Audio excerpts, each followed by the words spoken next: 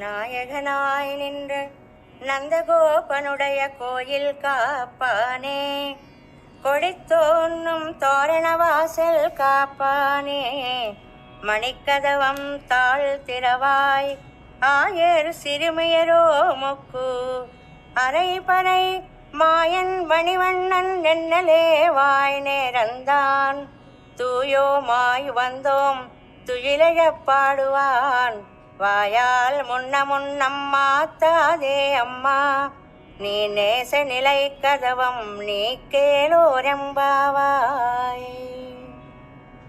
గోపికలు ఇలా ఒకరినొకరు లేపుకొని అందరూ కలిసి నందగోపిన భవనం చేరారు. ముందుగా ఆచార్యుని ఆశ్రయించి తర్వాతనే భగవంతుని ఆశ్రయించాలనే సంప్రదాయం ఇక్కడ మనకి కనిపిస్తుంది.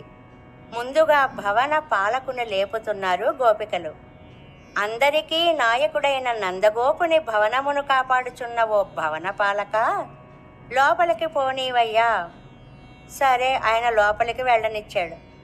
జెండా తోరణాలతో ప్రకాశించే ద్వారాన్ని కాపాడుతున్న ద్వారపాలక, మణిమయమైన గడియలు తెరవవయ్యా అన్నారు.